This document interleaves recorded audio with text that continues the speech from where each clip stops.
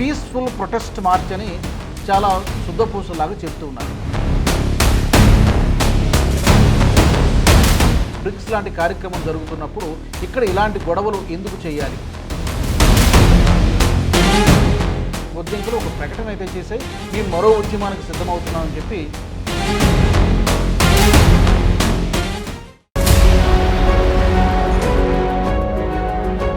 నమస్తే, welcome to view point. బొద్దింకలు మళ్ళీ రోడ్డు ఎక్కబోతున్నాయి. దేశ రాజధాని ఢిల్లీలో మరొకసారి అల్లకల్లోలం సృష్టించడానికి, మరొకసారి విధ్వంసం సృష్టించడానికి, అశాంతి రాజేయడానికి, హింస రాజేయడానికి మరో ఉద్యమానికి పిలుపునిచ్చింది ఈ కాక్రోచ్ జనతా పార్టీ, బొద్దింకల పార్టీ. ఎందుకంటే హడావుడి అంతా చల్లబడిపోయింది, ఇప్పుడు మా గురించి ఎవరు మాట్లాడుకోవడం లేదు. మరొకసారి మనం ఏదైనా సెన్సేషన్ క్రియేట్ చేయాలి అని అనుకున్నారేమో తెలియదు, కానీ సెప్టెంబర్ 5న దానికి ముహూర్తం పెట్టారు.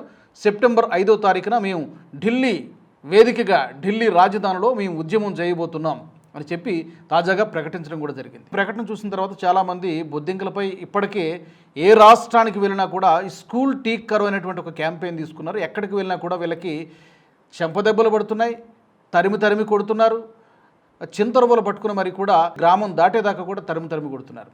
చెప్పు దెబ్బలు తిన్నా కూడా ఇంకా ఈ బొద్దింకలకు బుద్ధి రాలేదా అని చాలామంది క్వశ్చన్ చేస్తున్నారు. తరిమి కొట్టినా కూడా ఇంకా సిగ్గు లేకుండా ఉద్యమాలు చేస్తూ ఉన్నారా? ఉద్యమాలు చేయొచ్చు, but with right purpose, right manner, సరైనటువంటి విధానంలో, చట్టాన్ని చేతిలోకి తీసుకోకుండా క్రమ పద్ధతిలో చేస్తే దాన్ని ఉద్యమం అంటారు. విద్యార్థుల పేరు వాడుకొని జంజీ ముసుగులో చేసేవి విద్రోహ చర్యలైతే, సంఘ విద్రోహ చర్యలైతే, దేశ విద్రోహ చర్యలైతే జనం తరిమి కొడతారు. రీసెంట్గా మహారాష్ట్రలో అదే జరిగింది. రాజస్థాన్లో అయితే మరీ దారుణంగా అశుతోష్ రంకాని ఆ బ్యాచ్ అందరినీ కూడా తరిమి వెళ్ళగొట్టారు. సరే, ఇప్పుడు ఏంటి వీళ్ళ ప్లాన్ ఏంటి? సెప్టెంబర్ 5న ఎందుకు ప్లాన్ చేస్తున్నారు? వై సెప్టెంబర్ 5th అంటే దానికి ఒక రీజన్ కనబడుతోంది. కారణం ఏంటి అంటే సెప్టెంబర్ 12, 13 తారీఖుల్లో ఢిల్లీలో బ్రిక్స్ సమిట్ జరగబోతోంది. చాలా ప్రతిష్టాత్మకమైనటువంటి కార్యక్రమం. ఈ బ్రిక్స్ సమిట్కు చైనా నుంచి జిన్పింగ్ హాజరయ్యేటువంటి అవకాశం ఉంది. రష్యా అధ్యక్షుడు వ్లాదిమిర్ పుతిన్ కూడా హాజరయ్యేటువంటి అవకాశం ఉంది. ఇప్పటికే వీళ్ళిద్దరినీ ఆహ్వానించడానికి మన జైశంకర్ గారు రష్యా వెళ్ళారు, దోవల్ గారు చైనా వెళ్ళారు. వాళ్ళని ఆహ్వానించడం కూడా జరిగింది. బహుశా మోస్ట్ ప్రాబబ్లీ వాళ్ళిద్దరూ కూడా రావచ్చు, రష్యా ప్రెసిడెంట్ అలాగే చైనా ప్రెసిడెంట్. మరికొంతమంది దేశాధినేతలు ఈ ఢిల్లీలో జరగబోయేటువంటి కార్యక్రమానికి హాజరవుతున్నారు. అంటే ఏంటి?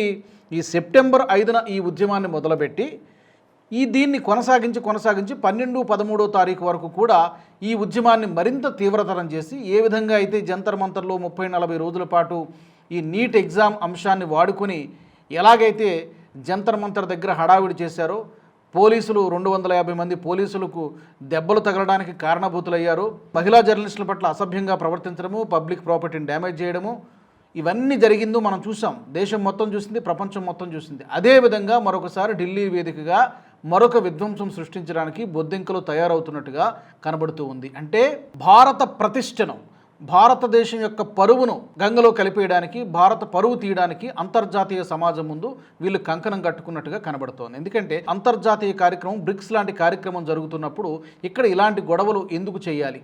అక్కడ వీళ్ళ ఇంటెన్షన్ చాలా క్లియర్గా అర్థమవుతోంది.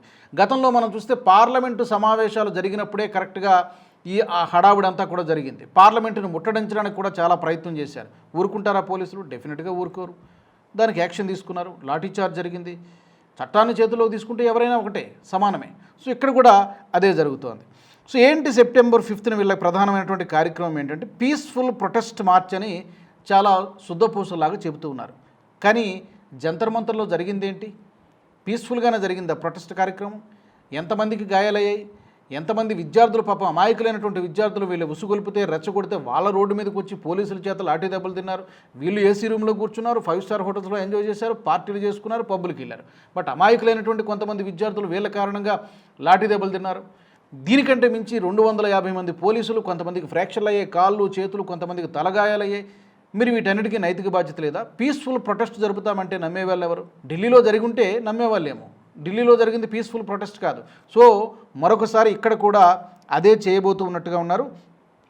ఎక్కడి నుంచి ఎక్కడికి చేస్తూ ఉన్నారు అనే దానికి సంబంధించి చూస్తే, ఇండియా గేట్ నుంచి న్యూఢిల్లీ పోలీస్ హెడ్ క్వార్టర్స్ వరకు కూడా ఈ యొక్క ధర్నా కార్యక్రమం జరుగుతుంది. టీచర్స్ డే రోజుని ఎంపిక చేసుకున్నారు. అదే రోజున సెప్టెంబర్ 5న ఎంపిక చేసుకున్నారు.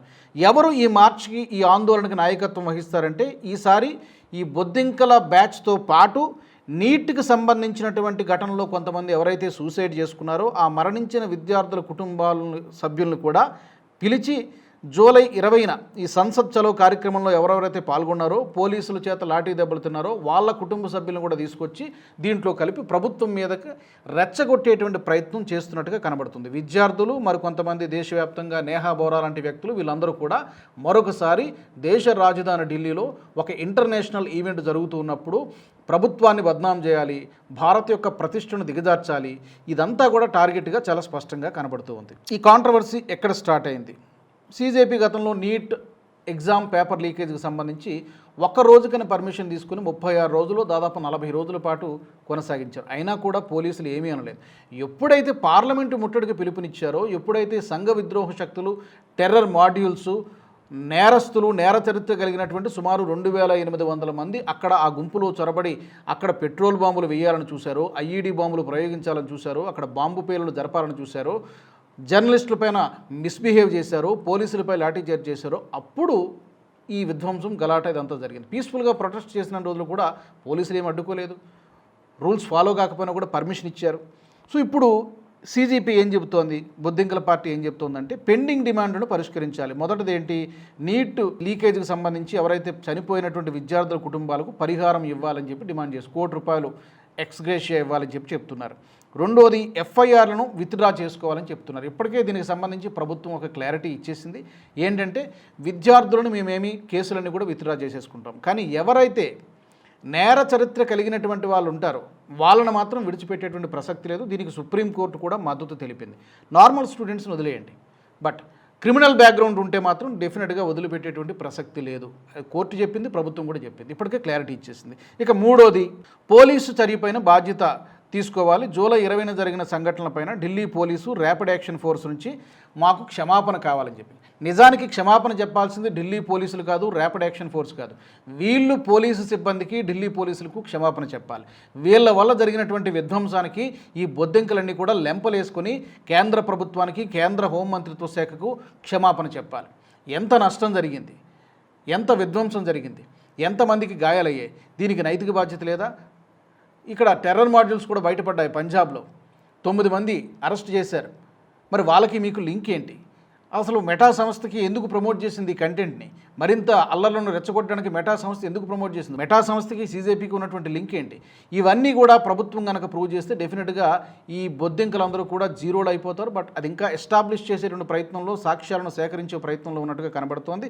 లాఠీ చార్జ్ చేశారు, టీయర్ గ్యాస్ ప్రయోగించారు, పెల్లెట్ గన్స్ వాడారు. వీటన్నిటికీ సంబంధించి క్షమాపణ చెప్పాలి. ర్యాపిడ్ యాక్షన్ ఫోర్సు, ఢిల్లీ పోలీసులు క్షమాపణ చెప్పాలి. అవసరమైతే అమిత్ షా చేత కూడా క్షమాపణ చెప్పించాలని చెప్పి మాట్లాడుతున్నారు. వినేవాడు ఉంటే ఎన్నైనా చెప్తారు. సో ఇది ఈ తతంగం ఇలా జరుగుతోంది. గతంలో మీరు చూస్తే డొనాల్డ్ ట్రంప్ భారత పర్యటనకు వచ్చినప్పుడు కూడా జంతర్ మంతర్ వేదికగా ధర్నాలు జరిగినటువంటి పరిస్థితి.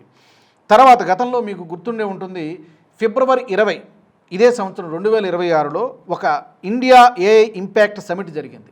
చాలా దేశాలు పాల్గొన్నాయి, పదుల సంఖ్యలో ఈ ఏఐ సమిట్లో పాల్గొన్నాయి. ఆ కార్యక్రమంలో యూత్ కాంగ్రెస్ ప్రెసిడెంట్, అతని పేరు ఉదయ్ భాను చిబ్, ఒక బృందాన్ని వేసుకుని వెళ్ళి అక్కడ ఒకవైపు ఏఐ సమిట్ జరుగుతుంటే వీళ్ళందరూ కూడా చొక్కాలు తీసేసి అర్ధనగ్న ప్రదర్శనలు చేశారు లోపట, సమిట్ లోపట.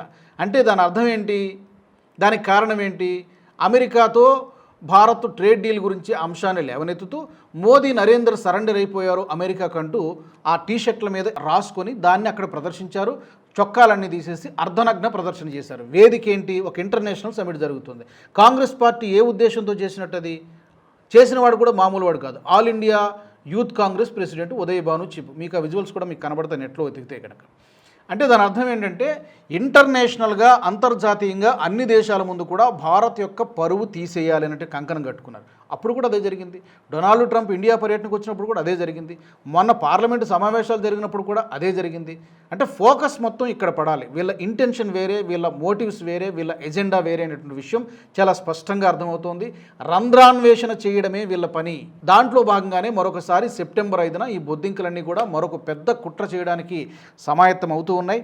పేడముద్దలు వేసినా, చెప్పు దెబ్బలు తిన్నా, అయినా కూడా వీళ్ళకి బుద్ధి వచ్చినట్టుగా కనిపించట్లేదు. కానీ ప్రజలు దీనికి, ప్రభుత్వం మరి దీనికి పర్మిషన్ ఇస్తుందా?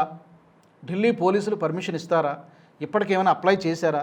ఈ విషయాలన్నీ కూడా ఇంకా తెలియదు. ప్రస్తుతానికైతే బొద్దింకలు ఒక ప్రకటన అయితే చేశాయి. మేము మరో ఉద్యమానికి సిద్ధమవుతున్నామని చెప్పి ప్రకటన అయితే చేశాయి. వీళ్ళు తీసుకున్న అంశాలు మంచివే. నేను మళ్ళీ చెప్తున్నాను, ఇంతకుముందు కూడా చెప్పాను. స్కూల్ టీచరు, స్కూల్లో ఫెసిలిటీస్ బాగుపడాలి, మంచిదే. కానీ చేస్తున్నటువంటి పద్ధతి తప్పు.